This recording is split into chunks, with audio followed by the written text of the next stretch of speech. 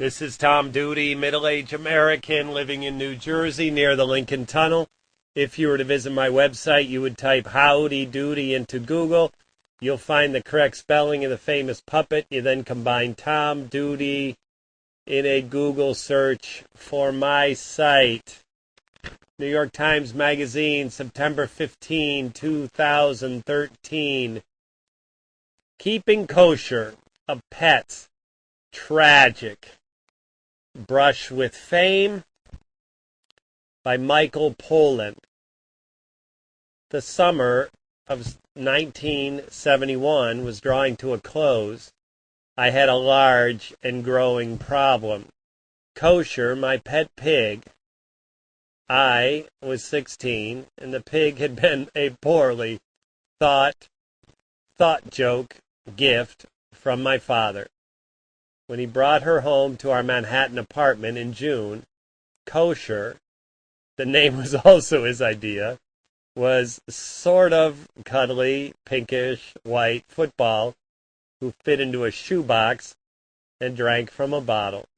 But by the end of the summer, which we spent at the beach, Kosher was pushing 150 pounds, eating voraciously and eliminating incessantly.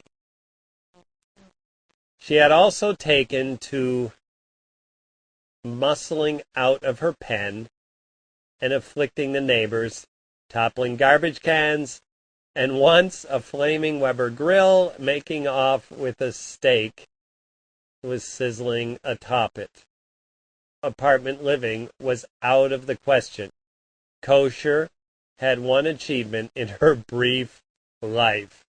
That summer, I entered her in a local agricultural fair in the category Sow under 1 year. She looked great, and she took home the blue ribbon. The accomplishment was dimmed just slightly by the fact that Kosher was the only pig competing in her age group. The local food movement had not gotten off the ground in 1971, so pigs were still quite rare in summer resort areas. Hanging around the paddocks at the fairground, grooming Kosher with baby powder, I met a massive, full-grown pig named Mona.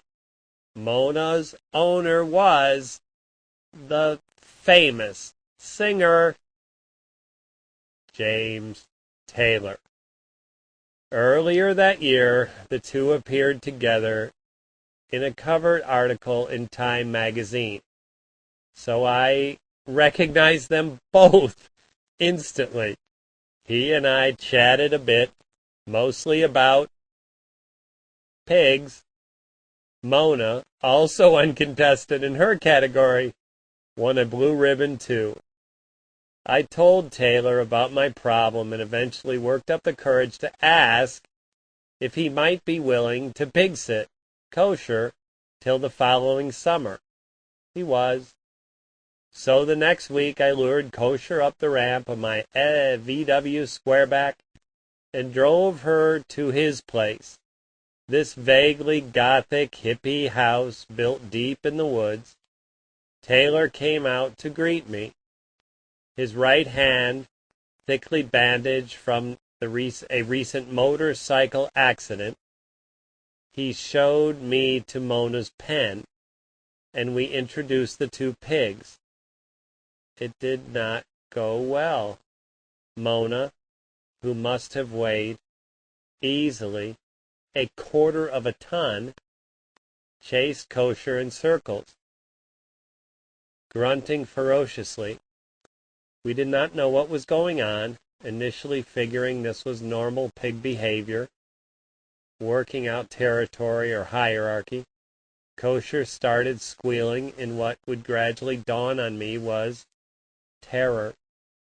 I proposed we find some alternative quarters. Taylor showed me where I could find some 2x4s and a hammer and some nails, and we went out into the woods looking for suitable triangle of trees we might turn into a makeshift pig pen.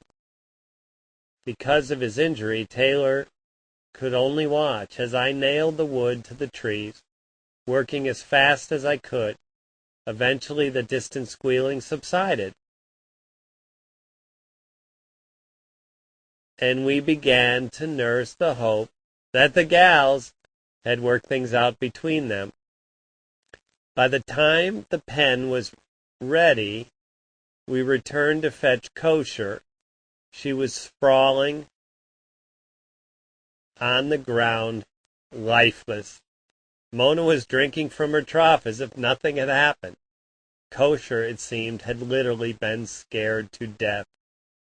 Neither of us knew much about pigs or how vicious these so-called domesticated creatures could be. I now know that you should never pen a young pig with an unrelated older pig. Taylor clearly felt terrible. Here he was trying to help out this kid, and he winds up killing the kid's pet instead. And I could think to do was dig a grave off in the woods and bury Kosher. I ran back to the car to retrieve her ribbon hanging from the rearview mirror before closing her into the earth. Several years later, an interviewer asked Taylor if he had ever composed any screwball songs that he wouldn't dare commit to vinyl. "Oh, sure," he said. "I wrote Mona, a tune about a pig of mine.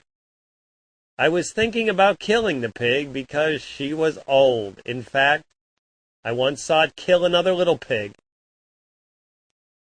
They can get pretty ornery in old age." Taylor was also concerned Mona might hurt his young children. He sang a few bars of Mona, which he eventually did record.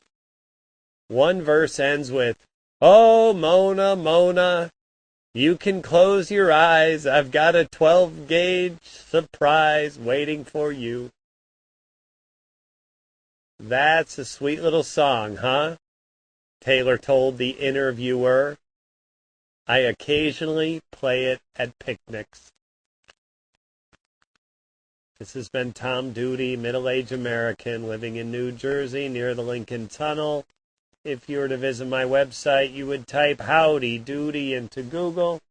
You'll find the correct spelling of the famous puppet. You then combine Tom Doody in a Google search for my site. Thank you for listening. Have a good day, good evening, or restful night's sleep.